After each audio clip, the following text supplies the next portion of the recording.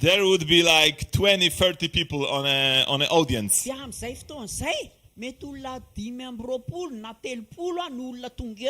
Rest would be sleeping or working. So for me, what I see here is, like massive revival. I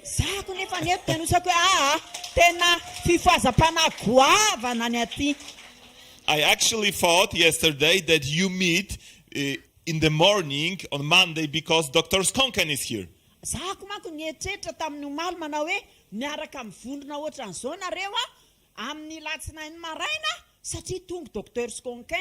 But your lovely pastor told me that you meet every Monday, Tuesday, and Wednesday.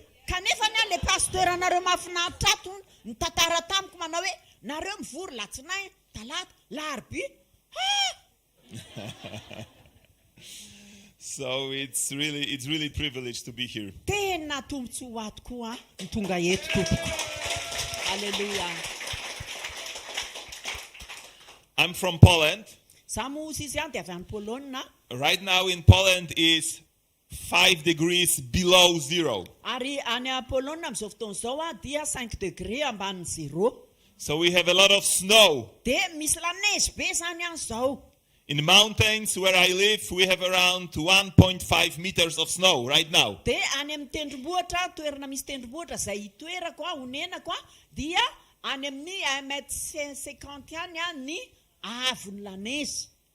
So everything is much different.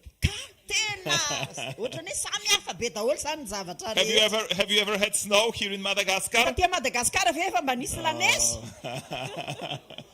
Good for you. Yeah. We like snow as long as it's not on the road.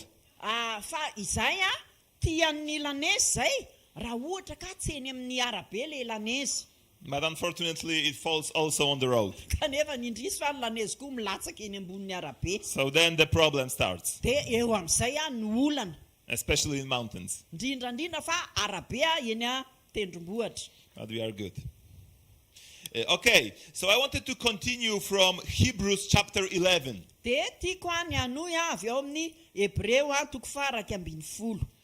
I will start with Philippians chapter 2. Oh, actually you are here. Oh, that's a miracle.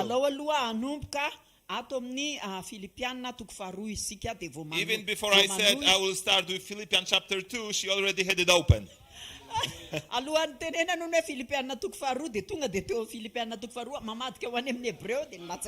that's the anointing. So I will read 4 verses from Philippians and then we'll jump to Hebrew and we'll talk more about Hebrew. I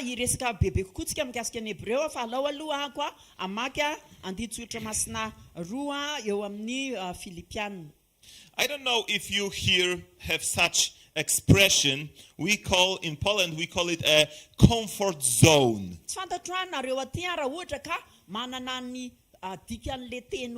Comfort zone na hoe zone de confort na hoe toerana na toejavatra izay mahatamana anao mahazatra anao. And a comfort zone, if I were to define comfort zone, I would say raha ohatra ka hoe omeko famaritana ny atao hoe zone de confort de zao no ilazako azy. Is a good, zavatra tsara, comfortable, maha-palaise, maha-confortable anao, well known, malaza place, toerana zany tahaka zany outside the will of God, outside the promise of God. Ny toerana misy anio dia any ivelan'ny sitrapon'Andriamanitra. So none of us was ever called to live in a comfort zone. Ka noho izany zany tsy misy isika rehetra zany dia te hiaina ao amin'io zone de confort io. But we as humans, we naturally look for being in a comfort zone. Ary isika nefa maha-olombelona tsika dia mitady sika hipetrapetraka sy ho tamana ao amin'io zone de confort io. To be in places that we know. Eo amin'ilay toerana izay fantatritsika. To be in situations that we can manage well. Ao amin'ilay toejavatra izay voafiantsika tsara.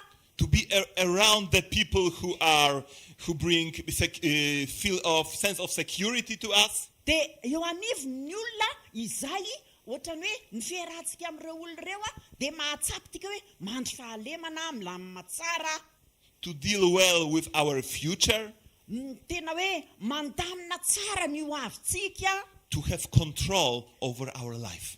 afaka mifehy tsara ny fiainantsika.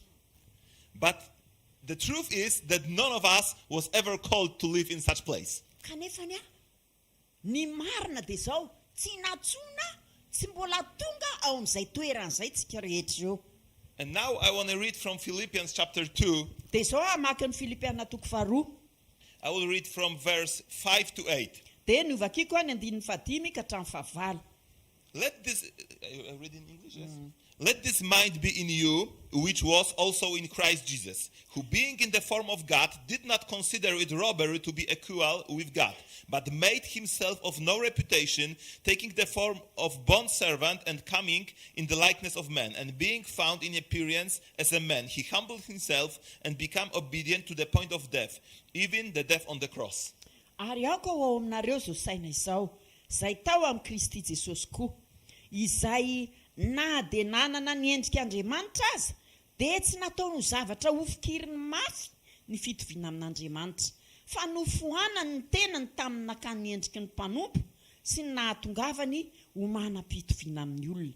Ary rehefa hita fa nanantareo olona izy, dia nanetry tena ka nanaiky hatramin'ny fahafatesana, dia ilay fahafatesana tamin'ny hazo fijaliana. Amen. So look, Jesus is in a best place in the universe. Hitanao Jesosy dia tao amin'ny toerana tsara indrindra, manerana zao tontolo zao na hita maso na tsy hita maso. He doesn't have to change anything. Izy tsy tonga hoe ho avy ako ka dia anova zavatra. He is good with himself. He is good with Father. Fa tena lamina tsara izy niaraka tamin'ny ray izy But here comes the calling of God. fa eo amin'izay ilay antson'Andriamanitra mitonga. And the calling of God has this specific characteristic that it always takes you out from a comfort zone. Ary ilay antson'Andriamanitra dia manana n'ity zavatra mampiavaka azy indrindra ity, dia tsy inona akory fa le manongotra anao hiala ao amin'ilay zone de confort. So Jesus is modeling this perfect comfort zone, and here he is taken out to the worst place ever. Ka Jesosy zany tao anatin'izay toerana tena hoe mahafinaritra, malamina daholo ny zavatra rehetra, mahafinaritra azy miaraka amin'ny ray fa zao eo izy dia tsy maintsy miala ao amin'io zone de confort na fatra zay aplamina azy na zatra sy ny sisa. So his sacrifice is much, much, much, much bigger than any sacrifice that we will ever be able to do and asked to do. Ka ny sakrifisy zany nataony Jesosy dia tena goavana dia goavana dia goavana noho n'izay sakrifisy rehetra mety hoe nitakina na tamin'iza na tamin'inona ninona natao. Amen. Amen. So living your comfort zone, it probably means that you will have to go to the places that you don't know. Ka eto zany zao ny hoe miala amin'ilay zone de confort nao ianao dia mandeha amin'ilay toerana zay ratsy ary toerana tsy fantatrao. That you have to go with the people that are not really like you.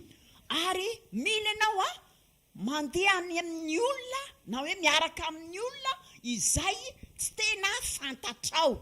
And that you have to do the things that naturally you would probably never choose to do. Ary raha ohatra ianao nomena safidy dia tsy ho nataonao mihitsy zay zavatra zay.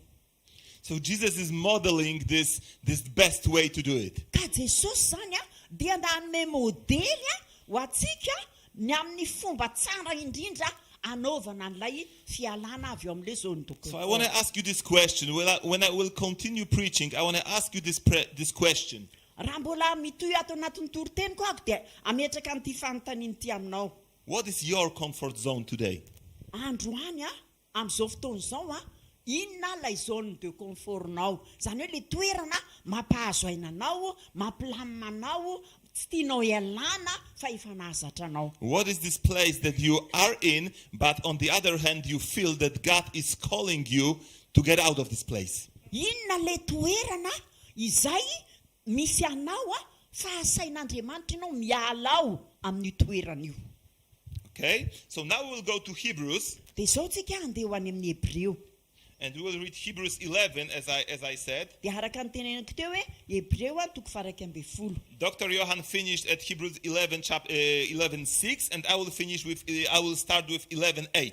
Ka Dr. Johanna maly dia nijanona hatreo amin'ny andininy fahaenina fa za kosa dia hanohy hatrany amin'ny andininy faraky amby folo a.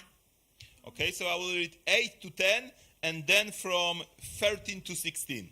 Dia avy eo zany aka hatramin'ny fahafolo dia avy eo mitohizana hatrany amin'ny fahaenina amby folo. Because these verses, they perfectly define the comfort zone. Satria ity reto andrimitsoratra masiny reto dia tena mamatra tsara ny atao hoe zone de confort na le hoe toerana mahatamana anao tsy tianao elana tsy foinao.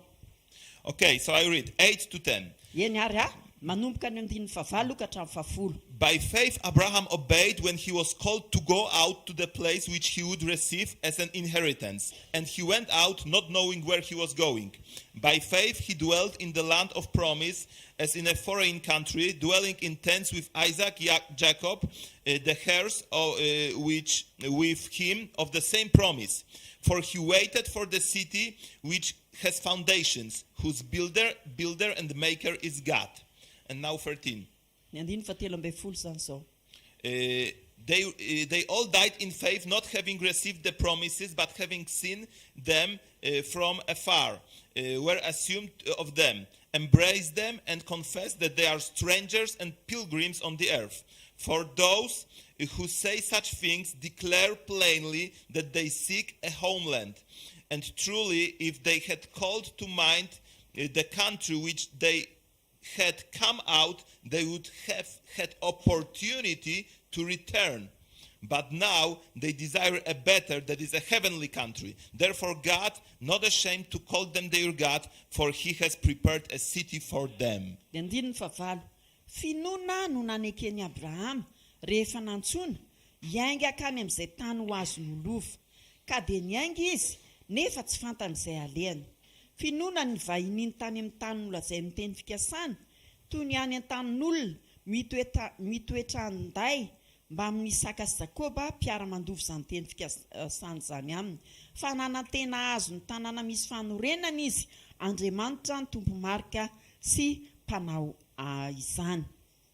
Dia eo amin'ny andininy fahatelo amby folo, ireo rehetr'ireo dia maty tamin'ny finoana kanefa tsy mbola nahazo ny teny fikasana, fa nahatazana azy eny lavitreny izy ka ravoravo ny arahaba azy. Dia nanaiky fa vahiny sy mpivahiny tetỳ ambonin'ny tany izy. Fa izay milaza izany zavatra izany dia maneho marimarina fa mitady izay ho taniny izy, ary raha tahinona tsy aron'ny tany ny alana izy dia ho nahita andro iverenany. Fa amin'izany ny tsara lavitra no iriny dia ny any an-danitra. Ary noho izany Andriamanitra dia tsy menatra atao hoe Andriamaniny, satria efa nanamboatra tanàna ho an'ireo izy. Amen. Amen. Amen. It's a very powerful passage. Tena andalatsoratra masina tena misy heriny tokoa io. I absolutely love this passage. Zaho ihany koa dia tena zaho manokana tena tiako ireo andinitsoratra masina. So the first thing that you need to step out from your comfort zone. Dia zavatra voalohany izay mila ianganao ialanao avy eo amin'ilay zone de confort you need to hear from God where he is calling you. Dia zao mila ianao mandray avy amin'Andriamanitra hoe aiza no hiatsony anao. Because it's not about to do something hard. Tsy hoe satria le izy tsy hoe te hanao zavatra fahatany fotsiny. It's not about to do something great from God. I will leave my country. I will go to Antananarivo and preach the gospel. Ary le izy tsy hoe te hanao zavatra goavana ao an'Andriamanitra ako hoe lozako ny fireneko andeha ao any Antananarivo ary hitoro ny filazantsara. It's not about your ideas, your strength, your finances, your possibilities. Ary le izy tsy miankina amin'ny hoe zao ny anahako ny hevitra zao ny vola eto am-pelantanako zao ny zavatra tiako atao. It's about hearing the call of God for your life. Fa izao fandraisanao an'ilay antson'Andriamanitra And ho an'ny fiainanao. That's That's the place where faith is rising. Ary eo le toerana hoe mila miakatra ny finoana. Because when Abraham heard, okay, I should go to this land, Satria rehefa ohatsy izy Abrahama manao hoe ary amin'ny tany riny andehanako. he heard God and he thought, yeah, I should do it because that's the thing that he is expecting me to do. Dia izy ny teny manao hoe ie, zay ny zavatra ho ataoko a, zay tsy nana sain'Andriamanitra ho ataoko.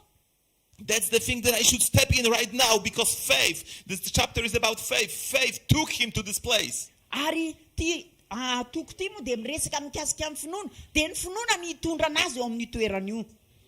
And actually, it's also a very important thing when you decide to step out in faith and walk for your calling. Ary tena zava-dehibe koa le hoe ianao manapa-kevitra amin'ny alalan'ny finoanao, miala avy eo amin'ny toerana mahazatra anao io ary mandeha amin'ny finoana. I want you to remember about the aspect of time. Tiako ianao hitadidy amin'ilay lafiny hoe fotoana. So Abraham, he is stepping out to the promised land, which in this time it was a foreign country for him. Ary i Abrahama dia avy hatrany dia nanapa-kevitra hoe hiala izy hiainga izy dia andeha amin'ny finoana izy satria tany mbola tsy fantany tany vahiny amin'ilay tany And alehany. do you know how many years passed? Actually, it was the promise was fulfilled and his people of Israel entered the country with Joshua. Do you know how many years passed? Mba fantatrao moa firy taona moa taorianan'izay fotoana izay zay vao hoe niditra n'ilay tany nampanantenaina tokoa ry zareo ary taona nidiran'ny Josua sy ny Who knows how many years izy passed? mahafantatra hoe firy taona no naharetan'izay You fotoana can izay. count it. You can count it in the Bible. Azonao kotiana manko le izy eo amin'ny Baiboly. It's probably 6, 8, 5 years. Angambany teo Count it. amin'ny Count it. 520 sy 100 taona. 685 years passed from the moment when he heard God, that's your land, to the moment that it was actually their Israel land. Efa 520 sy 100 taona ny elanelana nisy teo amin'ilay hoe nandrenesany an'Andriamanitra ny teny hoe andao ho any amin'ny tany izay ampisehoko anao sy nahatongavany zanak'Israely tao amin'ilay tany. So if you decide to step out to your calling, to get out of your comfort zone, remember that it takes time. Ka ianao zany mila mitadidy manao hoe rehefa ohatra ianao ka hiainao an'ilay feon'Andriamanitra miteny ianao manao hoe melao amin'ny zone de confortnao io dia mandehana amin'izay hitondrako anao dikan'izay dia mila fotoana. Amen? Amen. And sometimes it looks completely different than you imagine. Ary indraindray dia tena samy hafa be amin'ilay neritreretinao mihitsy le izy. Okay? Okay, so we go further. That's first thing. It's faith and timing. Dia zay zany ny voalohany hoe mila finoana ary mila fotoana le izy. Amen? Amen. So let's go to the second point. The second point. It's in verse 10. Dia ao amin'ny andininy fahafolo dia idirantsika ny teboka manaraka. Teboka faharoa. He waited for the city which has foundation, whose builder and maker is God. Fa nanantena azo ny tanàna misy fanorenana izy, Andriamanitra no tompo marika sy mpanao izany. Actually, there is only one way to live the life which is focused on eternity. Eny tokoa azo antoka fa tena lalana tokana ny ahafahanao mifantoka amin'ny mandrakizay. Because if you live in your comfort zone, your all effort, your all life will be about what is now, here and today. Satria niezaka ataonao ny fiezahanao dia zavatra maharitra androany ihany io. But when you decide to step out, Fa rehefa manapa-kevitra ianao hiainga hiala ao amin'io zone de confort io and you go for the things that are in the heart of God, you will be automatically focused on eternity. ka miainga ianao ary mizotra ho amin'ilay netson'Andriamanitra anao dia lay mandrakizay zany. Because you're going to run for reward. Satria ianao amin'izay fotoan'izay mifantoka amin'ny mandrakizay ary miazakazaka mba hahazoana ny loka. Because you're going to leave behind all your comfort zones and you're going to run for eternity. Satria ianao miazakazaka mba ho amin'ny mandrakizay dia tsy maintsy avelanao daholo le zavatra rehetra mahazatra anao aty amin'le zone de It's confort. such an important revelation, living the life, making decision from the place of eternity. Tena fanapahan-kevitra goavana ary tena zavatra manandanja tokoa le hoe miaina fiainana manda an'ilay fiainanao ety ary mifantoka amin'le mandrakizay, mizotra ho amin'le mandrakizay. Even today, ask yourself, how many of my decisions that I made or I will make today, how many of them are inspired by eternity, by reward? Apetraho ny fanontaniana aminao amin'ny tenanao androany hoe firy amin'ny fanapahan-kevitro, firy amin'ny zavatra nataoko moa no nisintomina sy nalaiko avy amin'ilay fizorana ho amin'ny mandrakizay. Firy amin'ireny fanapahan-kevitra ireny, firy amin'ireny zavatra nataoko ireny. Amen. Amen. In 1517, there was a guy called Martin Luther. Tamin'ny 1717 dia nisy rangahy anankiray antsoina hoe Martin Luther. You know his story. He started the Lutheran church. Fantatrareo tsara ny tantarana izy nanomboka amin'ny fiangonana Luteranina. But he said a very important sentence. Fa nisy fehezanteny tena manandanja ny teneniny. He said, I have only 2 days in my calendar. Zao ny teneniny manao hoe andro anankiroa ihany no ao amin'ny calendrierako. The day of today Ny andro androany and my last day. ary ny andro farany eo amin'ny fiainako. Think about it for a while. Eritrereto kely ange zany. I think only about today Andro anankiroa ihany ny eritreretiko. and about the day that my heart will stop beating. Dia ny faharoa ilay andro izay hitsara ny fitempo-foko. All your decisions will be made on completely different basis. Ao amin'ny fanapahan-kevitra ataontsika dia misy karazana zavatra maro mamatotra an'ilay fanapahan-kevitra. Because you will be completely focused on eternity, on reward. Satria ianao efa mifantoka amin'ilay mandrakizay, mifantoka amin'ilay valisoa raisinao. Okay? So today I work not for my retirement, not for my future, but I work for my eternity. Ka androany zany raha miasa dia miasa tsy hoe ho amin'ny asako na hoe ho amin'ny fiainako fa miasa ako ho amin'ny mandrakizay.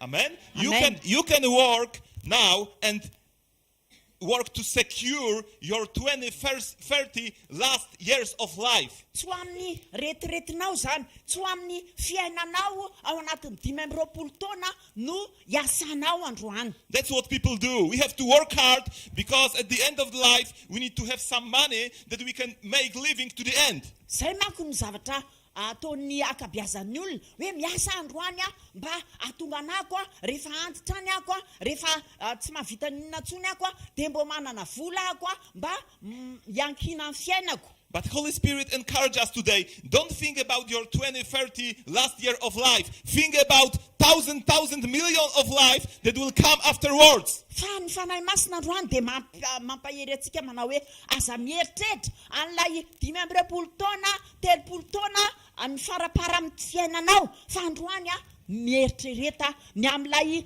amina rivorivony maro be ny fiainanao rak'izay. Is it better to invest in 20 years or is it better to invest in infinity years? Inona ny tsara ny manao investissement ho an'ny fiainanao izay voafetra 20 taona sy ny sisa eto ambony tany sa manao investissement ho an'ilay mandrakizay tsy manam-pataperana. Amen? But people they have different excuse. Fa ny olombelona dia manana fialan-tsiny maro isan-karazany. They say, I have children. Dia zay manao hoe kazange mananjanaka. Back there in Poland, they always say, I have to secure their start in life. Dia any Polonia dia zao fitenin'ny olona manao hoe za tena mila mikarakara tsara mihitsy mba tena anana zavatra tsara sy hanomboka zavatra tsara ny zanako ny taranako. I have to make sure that their start of adult life is good, that they have flat, that they have education, which is good. Zako tena mila miasa mafy mihitsy ako manao investissement mafy mihitsy ako amin'izay ny zanako tena mba hoe tafita amin'ny fianarana mba manana fiainana tsara sy ny sisa. These are not bad things, okay? Eny tsy zavatra ratsy. But I'm speaking about something better. Fa misy torohevitra tsara kokoa noho izany atoroko anao. What is better, to give them a good start or to learn them how to run for the Lord? Inona ny tsara, ny mampianatra azy ireo hiazakazaka ho an'ny tompo sa ny miezaka mahatonga azy ireo hanana fetomboam-piainana tsara? Yes? I want my children to run for reward in eternity, not to have good start in life. Zako ny tiako dia ireo zanako hiazakazaka ho amin'ny mandrakizay fa tsy hoe ny hanomboka fiainana tsara eo amin'ny fiainany fotsiny. Think about it. Eritrereto nge izany ry havana. Amen? Amen. So now we go to verse 9. Dia izao tsika ao amin'ny 9:7. It's fine. By faith he dwelt in the land of promise as in a foreign country, and he was dwelling in tents with Isaac and Jacob. Finoana ny vahiniana ny tany amin'ny tany lazay ny teny fikasana, toy ny any amin'ny tanin'olona mitoetra anday mba amin'ny Isaka sy Jakob. You know, following the word of God for Abraham was connected with losing everything. Hitanao ny fifandraisan'ny Abrahama tamin'ny tenin'Andriamanitra dia midika hoe lasa very ny zavatra rehetra teo aminy. You know the place that he left, Chaldea, yeah? Hitanao le toerana nelany le hoe Chaldea Was the best developed place in the world in this time. tamin'izany fotoana izany toerana io ny tena hoe toerana mandroso be It was like New York. ohatran'ireny hoe New York reny. And he left. Nefa ny nandeha izy nilozany izany. And he went to live in a tent. Dia lasa izy nandeha nitoetrandra anday. It's awesome. It's crazy. Tena ohatran'ny adala. Why he did it? Fa inona ny antony nanaovany an'izany? Our natural minds are blowing out. Tena ohatrany hoe tena tsy hitan'ny saitsika What are maha-olombelona you izany. doing, man? Inona ry tia ataonao ty rangatia? You left your palace, you left your mansion, and you want to live in a tent within people that you don't know? Nilozanao ve rangano lapasoanao ny tranonao tsara tarehy dia lasa ianao nandeha ary mipetraka anday ary amin'ny olona izay tsy fantatrao ary. So if you want to follow the calling of God, Karaha tianao ny hanaraka ny antson'Andriamanitra eo amin'ny fiainanao please remember about it, that it will cost you everything. dia tadidio hoe tsy maintsy ny zavatra rehetra no atotonao ao. You know, people in the church, they often think, yeah, I will go for God and it will be so romantic and so powerful. Hitanao matetika ny olona am-piangonana dia miteny manao hoe anaraka an'Andriamanitra ato tena ho romantika mihitsy izany, tena mahafinaritra izany, feno hery izany. I will be with Jesus and we will do kisses and hugs and we will jump on the clouds. Zako andeha hiaraka amin'ny Jesosy dia rehefa miaraka amin'ny Jesosy ako dia afinaritra be. Tena tsingevahevana iny ambony rahona. But I don't see anything romantic in it. Za tsy mahita zavatra romantika amin'ny zavatra ato. He just left his palace and went to the tent. Nilozany lapasoany dia lasa izy mipetraka any anaty. What's worth in it? Misy inona tokoa ny valeran'izany? So be prepared to lose something. Ka noho izany aoka hiomana fa tsy maintsy misy zavatra avotsitra ao. It's not only finances. Ary tsy ny ara-bola ihany izany If you follow God, you will probably lose friends. Rehefa manaraka an'Andriamanitra ianao dia mety ho very koa ny namanao. Because they will say you are crazy. Satria ho tenen'ny namanao ianao viadaly. Because their religious mind will be blown away. Satria ireo toe-tsainy izay mpanaraka fombafomba-pihevahana fotsiny dia tena ohatrany hoe zavatra goavana be tsy And they will rather turn away from you because their heart is condemned because they know that you are doing right thing. Ko satria fatany fa manao zavatra lehibe ianao dia hitodian'ny lamosiny ianao, ilozany ianao satria ny fony dia tsy mifanaraka amin'ilay zavatra goavana ataonao. So they rather say he is going too far with Jesus. Dia hozy izy manao hoe hitantsika kely nefa rano miaraka He is going too serious. Tena lavitra loatra, miditra lalina loatra izy.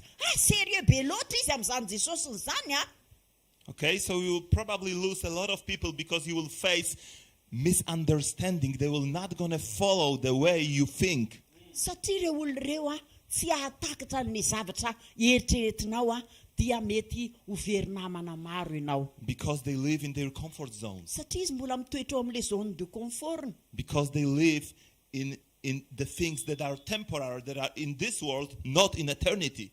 Satria izy ireo dia mbola miaina ao anatin'ireo zavatra mandalo eto amin'izao tontolo izao fa tsy amin'ilay zavatra mandrakizay izay itoeranao.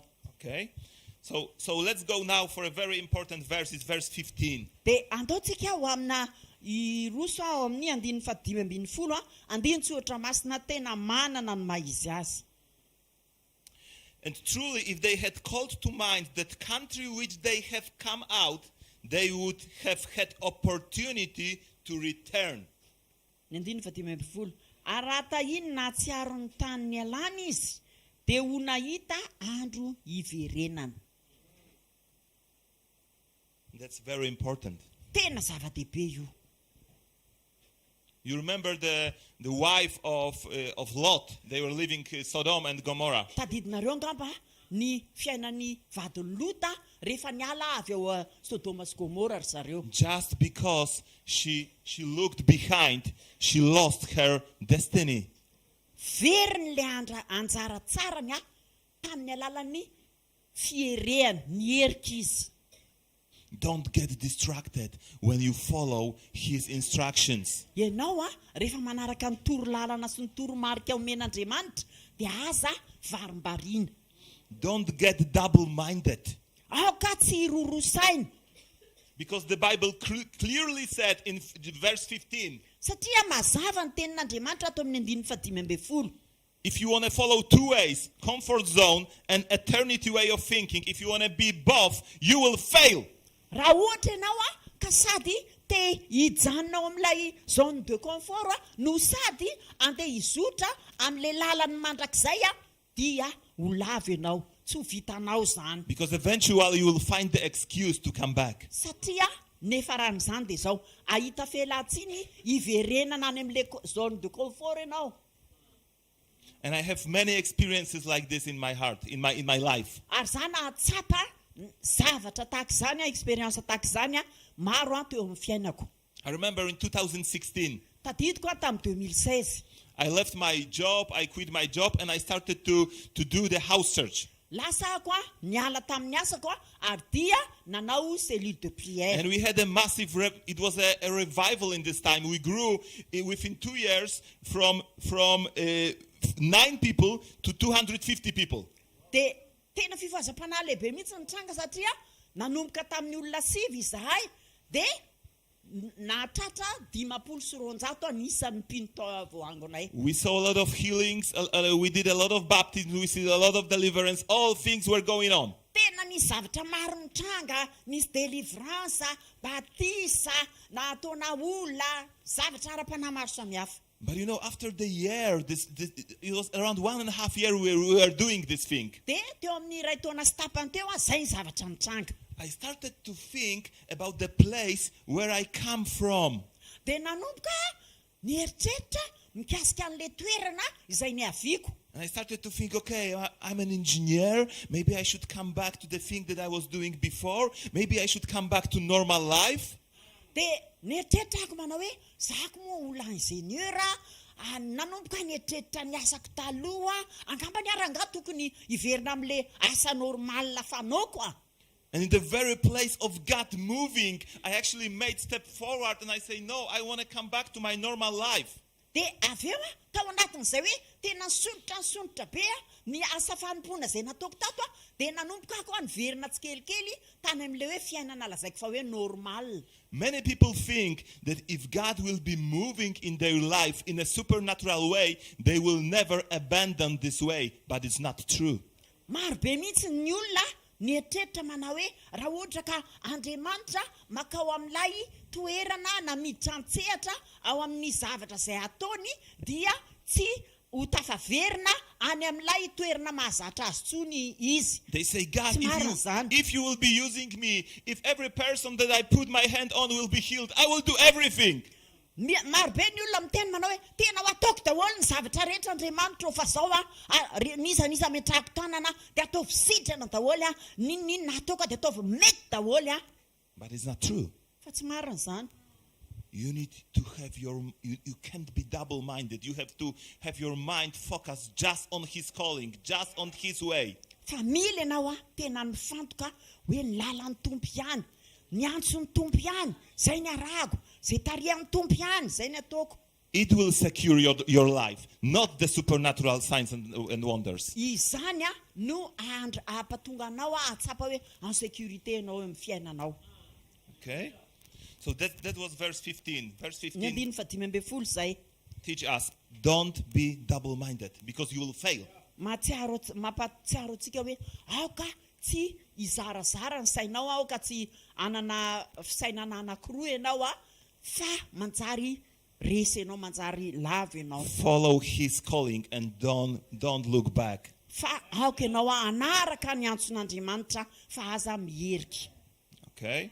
And verse 16 is the last very important lesson. Dia ny andiny 15 dia lesona lehibe manana maizy azy ihany koa. But now they desire a better place. That is a heavenly country. Therefore God is not ashamed to be called their God, because he has prepared a city for them. Fa amin'izany ny tsara lavitra no iriny dia ny any an-danitra. Ary noho izany Andriamanitra dia tsy menatra atao hoe Andriamaniny, satria efa nanamboatra tanàna ho an'ireo izy.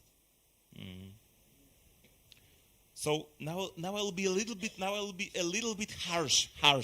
Dia eto somary mafimafy kokoa.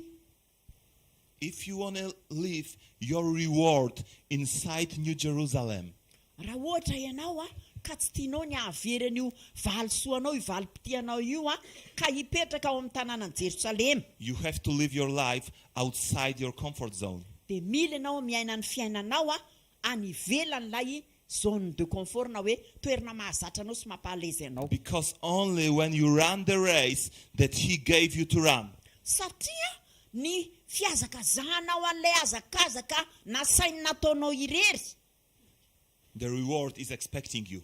no ahatonga anao ahazo an'ilay It's 1 Corinthians chapter 9, verse 24 to 27. We will not be reading it. 1 Corinthians chapter 9, Korintianina voalohany toko 7 verses 24 to 27. ny andiny 4 ka hatramin'ny 7. The reward is only for those who are running the proper race.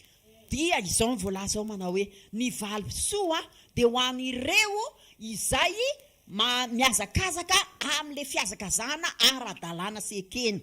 We all run the race. Tsika rehetra miara-miazakazaka Because the life is race. Life is hard. Life is not easy. mafy ny fiainana, tsika rehetra miazakazaka amin'ny fiainana. And for many people like outside, their life is not easy. You know that. Fatatsika rehetra fa ho an'ireny olona rehetra ny ivelan'ireny zao tsy mora ny fiainana, miazakazaka daholo ny And olona. life will not be easy for you. Ary zany fiainana zany tsy hoe aminao dia hoe mora kely ny fiainana. Jesus never promised an easy life. Jesosy ange tsy nampanatera mihitsy manao hoe ho mahafinaritra be ny fiainana, ho tsotra kely ny fiainana, ho mora. So the decision is quite simple. Tsotra kely zany le fanapahan-kevitra ilaina. Your life will not be easy anyway. Koa efa tsy mora ihany ny fiainanao. So you only decide whether you want to have reward or not. Ka anao zany nisafidina hoe mila an'le valim-pitiany an-danitra ianao na tsy mila. It's wise to run your race for your reward. Fa ny fahendrena ny miazakazaka eo amin'ny fiainanao miazakazaka mba hazonao an'le lokanao, le valisoanao. Because we know that living in our comfort zones doesn't actually give us happiness. Satria tsika rehetra mahafantatra fa le fijanonantsika eo amin'le zone de confort akory tsy hoe mitondra fahasambarana ao antsika. It's just another deception of the devil. Fa fandisompanantenana ataon'ny devoly fotsiny zany. Amen? Amen. So just to finish, Ka anaranako azy, what is your comfort zone today? inona ny zone de confortnao androany? Inona le toerana sy toe-javatra izay mampahalezy anao tsy tianao elana androany? What is the place, the condition in your life that God is calling you to get out of it? Inona lay toerana misy anao izay entson'Andriamanitra anao hialanao ao? Maybe it's work. Ngamba ny mety asanao zany. Maybe he wants you to change your work, to get involved in another way. Ngambany mety tian'Andriamanitra hiova asa ianao mba hitariany ianao amin'ny lalana hafa. Maybe the finances that you have, they give you the sense of comfort. Ngambany lay arabola fidiram-bolanao iny manome anao tena hoe zone de confort. And they keep you out from his calling. Kanefany izany dia miazona anao tsy ho tonga ao amin'le antson'Andriamanitra ao anao. Maybe it's church. Ngambany mety fiangonana. Sorry, Pastor, for mentioning it. Pastor Joe. Because sometimes people are in a church. Satria indraindray ny olona ao am-piangonana. And when I ask them, why are you in this church? Dia antanina izy, maninona ianao no ato amin'ity fiangonana ity? Why are you in this church? Maninona ianao no ato amin'ity fiangonana ity?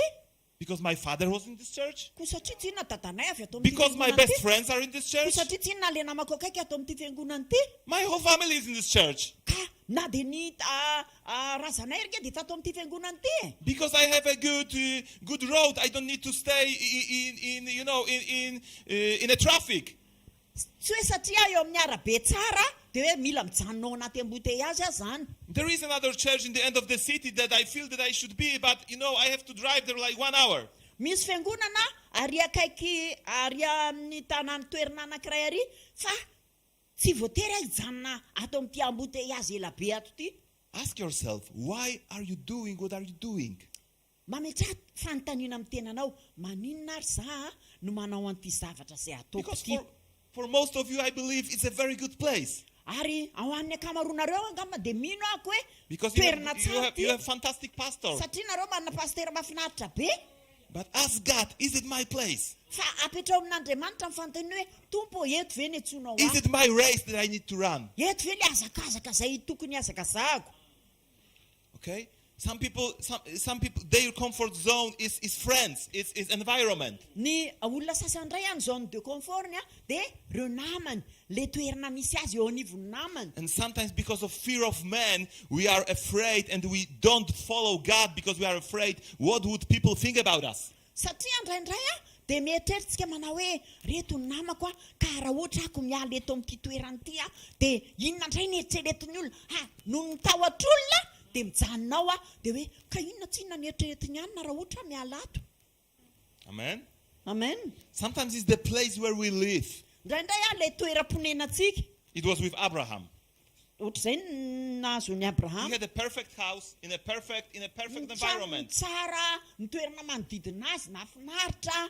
And actually, I know a lot of testimonies of people Ary ny tena izy mahafantatra fijona vavolombelona Who's- olona maro be. who had to sold their comfortable houses and move to not comfortable place to fulfill their race, to fulfill their calling.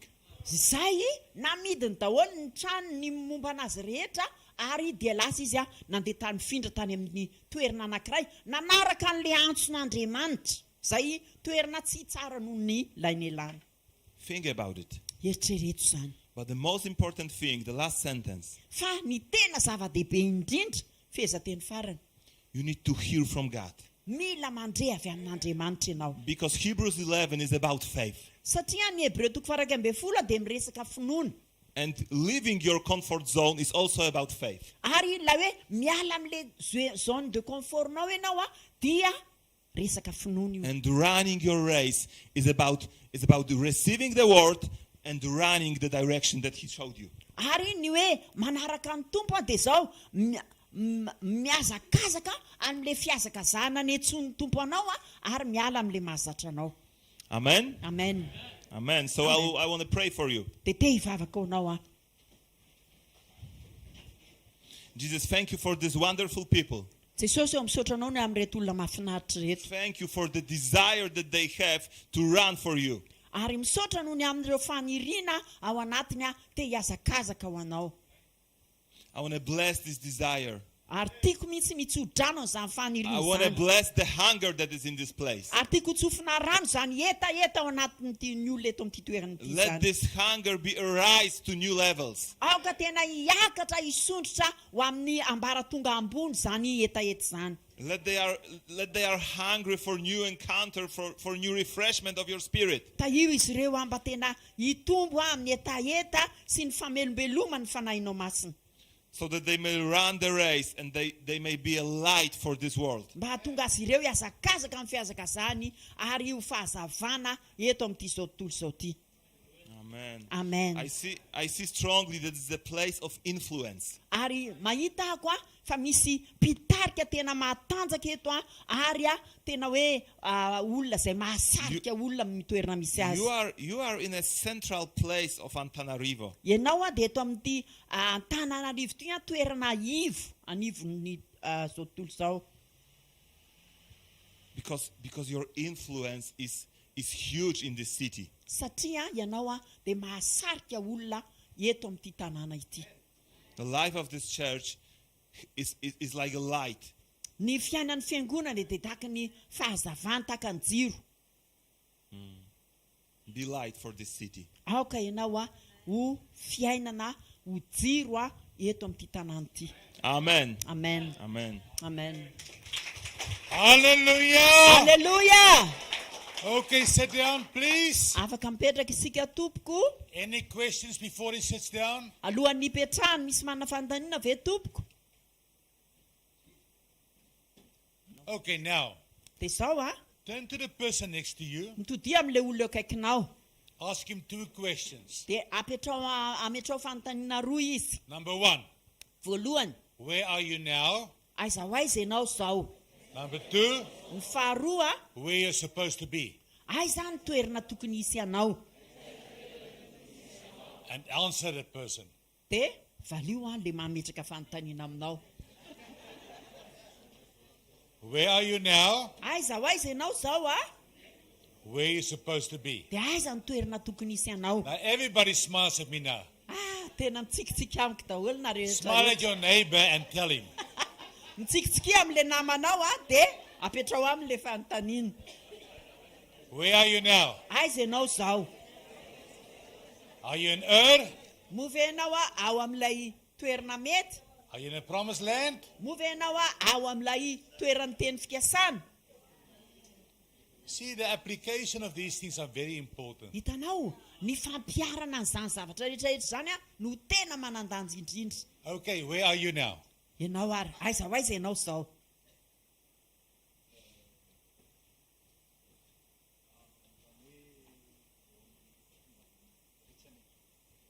He's no longer at the comfort zone. Efa tsy any amin'ilay zone de comfort zone izy, he's no longer at the comfort zone. But where the calling of God is. Fa any Okay, amin'ilay iny where's antsoin'Andriamanitra azy. Aiza zany? In the ministry. Okay. Amin'ny asa fanompona. Okay, that's good. Give him a hand. Tsara, ndao teka ho azy sika. Okay. Eny ary. My sister here with a nice soft scarf. Le raha nabaviko manao folara tsara be io. Where are you now? Aiza ho aiza ianao zao? She is in the running after the Lord's. Like this little mice that running like that. Ohatran'ilay voalavo kely mitsingidingidigina kely ohatr' zao ve? Running the race for eternity. Where are you going? Dia aiza no alehanao zany zao? In the ministry, running the race for eternity. What kind of ministry? Dia inona ny asa fampona ataonao? She's running the race here at the hvkl-mission. And what are you doing? Dia inona ny ataonao? Inona ny andraikitrao?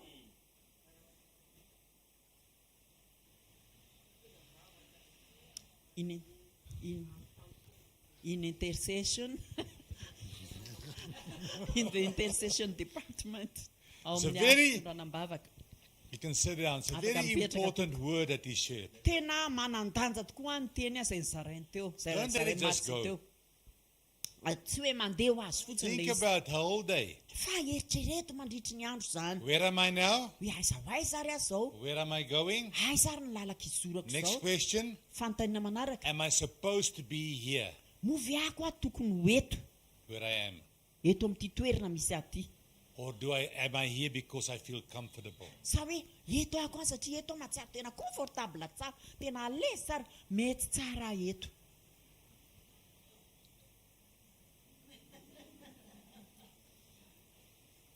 So you see many people in the spirit, they develop themselves some feather pillows for their behinds. Hitanao maro be mihitsy ao amin'ny ara-panaty be da be ny olona izay mamorona coussin hipetrahany. So on Facebook, they give all these little feather, smooth, to make everybody feel comfortable. Dia amin'ny Facebook a dia teneniny eo daholo ny zavatra rehetra, tena ohatran'ny volomborona mihitsy a ny kosain ohatran'izao, tena malemilemy ohatran'ny volomborona mihitsy a ny kosain ohatran'izao. I read it, I see it. Tonga saina ny amin'izany. You are so sweet and God loves you. Ianao tena mamikely mahafinaritra be, tian'Andriamanitra ianao. It's okay. Eny e, tsy maninona izany tsara It's izany. okay. There's a place for a word of comfort. Misy a fotoana izay tsara hitenenana zavatra mahafinaritra mamy. But we like it so much. Fa tena tiantsika be izay a. Bring it on. Bring it on. Alefaso, teneno ihany. Bring it Teneno on. ihany. Bring it on. Teneno ihany. Thank you, Jesus. Misaotra aminao Jesosy eo. Haleluya. Thank you, Lord. Misaotra So tompoko. very good. Give the Lord a hand. And Andaotsika gratitude hiteka to ho amin'ny Father. tompony amin'ny teny izay niraisitsika. That was a good word. Any question? Are we finished? Tapitra, mbola misy manafanontaniana ve tompoko? Hallelujah. Haleluya. Yes. How many questions you have? Firy ny fanontanianao? Only one. Ray hony amin'ny Who has paster. 5 questions? Aiza le fanontaniana Okay, you dimy? can do it. You can Eny do it. ary afaka teny Yeah. amin'ny pastera le fanontaniana.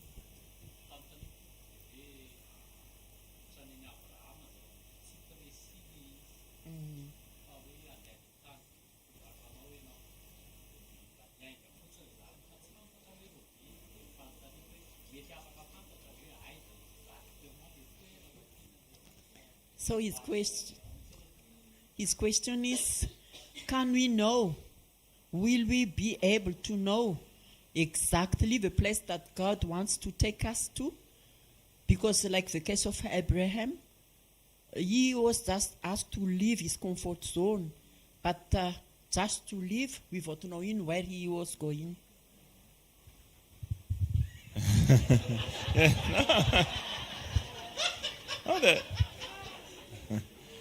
The Bible says clearly that he didn't know where is he going. Lazain'ny Baiboly tsara mihitsy hoe tsy fantatry Abrahama izay toerana ho alehany.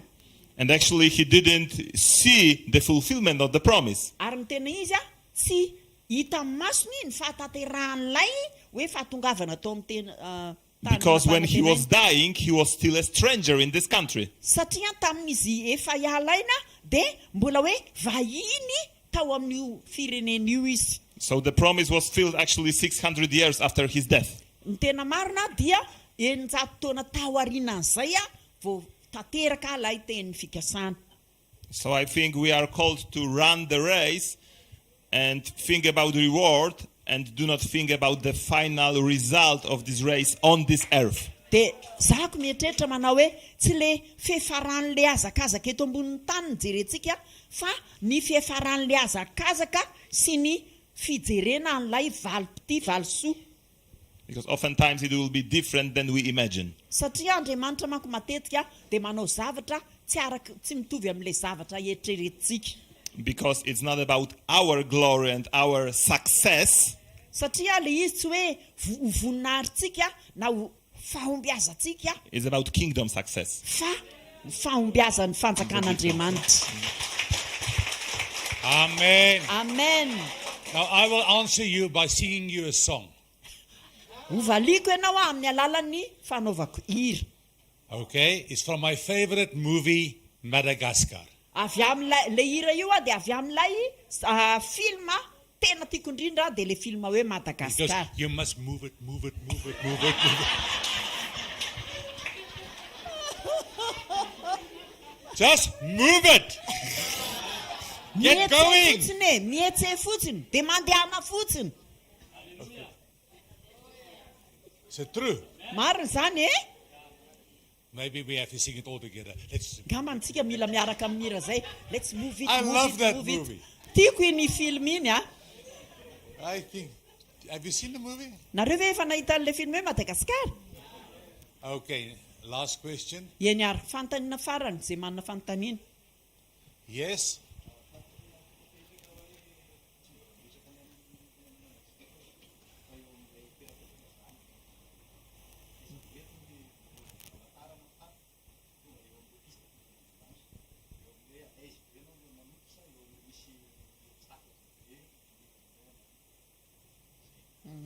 not talking about the comfort zone anymore, but on your race for eternity, when on that way will you know that you are at the right place where God wants you to be? Is it in the struggle or in the situation when you feel that you are running the race for eternity, but you feel like everything is good? That you feel in your spirit. Tapanao ang fanahanao le izy. You feel you're doing the right thing, it's in your spirit. Mahatsapy ianao, tena mahatsapy ianao, tena le zavatra tokony ataoko ty zavatra ty. So even when it goes tough, Na dia ohatra hoe mandalo ny zavatra sarotra, uncomfortable, tsy mampahalezy ianao, unsafe, ohatra ny tsy mandry fahalemana ianao, fa ny ao anatinao dia mahatsapa hoe ty le zavatra but if you tian'Andriamanitra feel like ataoko. you're showering with your socks on, Fa raha ohatra mahatsapa ianao hoe ohatra ny tena hoe mikika mafy ianao manao bakiraro, and there's something wrong, dia misy zavatra tsy mety, it's time to go back to God and find out. dia fotoana izay hiverenanao amin'Andriamanitra, ahafantaranao hoe ao amin'ilay tokony hitondran'Andriamanitra avy iza. Amen. Amen. Have you ever felt like you're showering with your socks on? Ianao ve efa natsapa an'izany hoe ohatra ny hoe manao dosa ianao nefa manao bakiraro? Have you ever showered? Efa nanao dosa ve ianao? I'm glad. Faly ara nanao dosa ianao. Love you so much. Thank you for Tiako the be nareo opportunity. tompoko misaotra betsaka tompoko misaotra no fizarana, And thank you for your hospitality. misaotra indrindra no ny fandraisanareo And thank you for laughing at our stupid jokes. That's very So nice of misaotra nareo koa ny meme tamin'ireo vazivazy izay natao. you. We really appreciate. Tena mankasitraka tompo.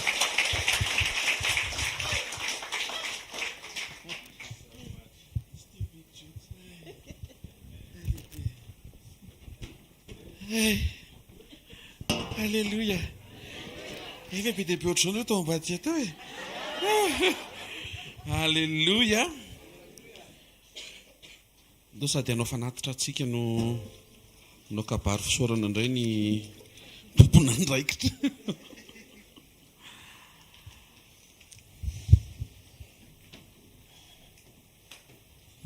Mihina fa voatantsika eto anatin'ny teny androany a. Mampahery Jesosy mba tsy ho kivy ianao a. Mampahery Jesosy mba tsy ho ketraka ianao a. Mampahery Jesosy mba tsy ho diso azakazaka. Retsika le teny teo a, tsy azakazaka le izy, fa ao amin'le azakazaka endrasan'Andriamanitra. Amen. Be dia be ny zavatra voateny teo a, miala amin'ny zavatra mahazatra, tsy voatery le fotoana eritreretinao a, tsy voatery le zavatra tianao hitranga, reny zany le mametraka tsika fa Andriamanitra no mitondra, Andriamanitra no mitantana. Amen. To dia manao pratika zay, tsy avelantsika mandalo fotsiny teny, to dia manao pratika. Mazava be le teny teo, aiza ianao zao. Tanao na avy eto Madagasikara na avy any ampita mijadona foana amin'ny fanontaniana. Aiza ianao zao. Ny tiany teny dia aiza ny situation anao zao. Ao a, sao dia mbola ao anatina confort tokony ialany ianao, mbola ao zany ny adinao. Tsy maninona e, zay nge le anton'le vavaka e, atonga anao ho afaka ao. Indraindray ny confortsika lainga e, zay nefa nahazatra. Indraindray ny confortsika fitsangatsangana, confort saina ratsy, confort manozona jirama isan'andro. Dia misy confort zany e. Tena mara, misy mahazo aina pastera amin'izany. Dia Andriamanitra miantso anao hiala ao, mety tsy mahafinaritra eo amin'ny nofo le izy a, fa hampahasoa be ny fanahinao. Le question faharoa nafinaritra be anary, mahafaly ihany manambara aminareo fa misy sampana misy atao amin'ny asa-pompona. Alléluia. Afaka miditra ianao, raha renao fa ato le course. Tanapavitra vitety, Jesus. Raha renao kosa hoe tsy ato le course, mianatra ianao ato, fa miangavy ianao a, efa ao le course anao. Zay a, ny programme atsika eto a, tsy ho angonina ato ianao, tsy trano feno olona, traduisena izy, fa olona feno Andriamanitra.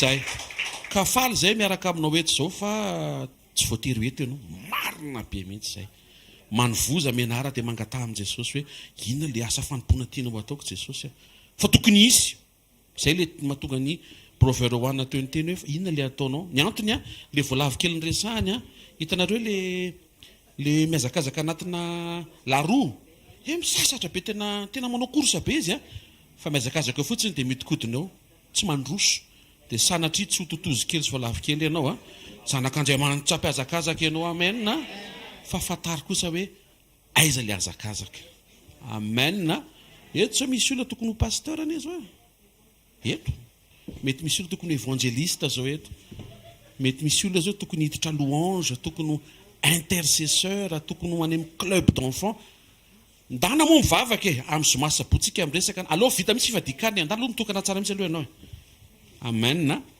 vita tsara ny fifadina iny verena amin'izay dia teneno hoe za rehefa nivavaka dia za maheno fa misy antso tokony iarahako ato amin'ny safanimponty na mety hoe tsy iarahana ato amin'ny safanimponty ihany koa amen ikabary ary vetivety tompoko sotra betsaka fitahina ho anay nareo na ngeza na nsola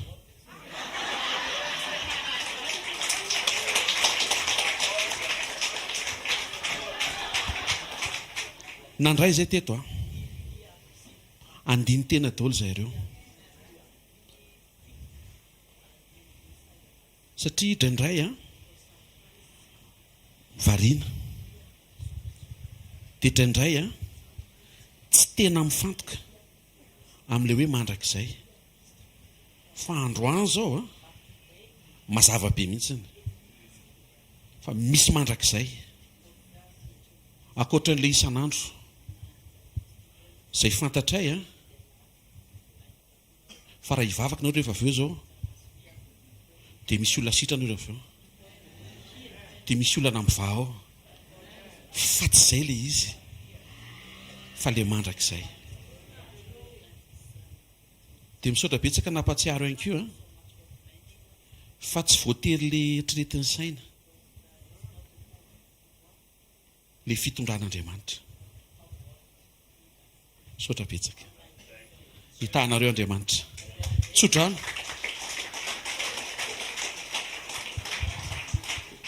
Hallelujah. Hallelujah.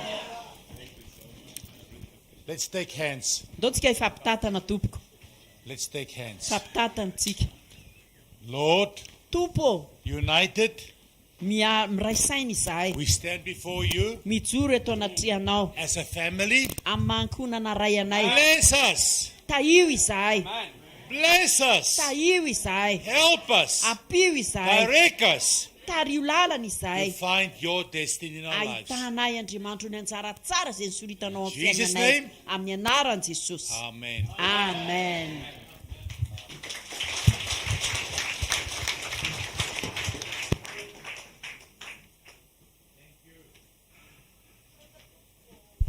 Fa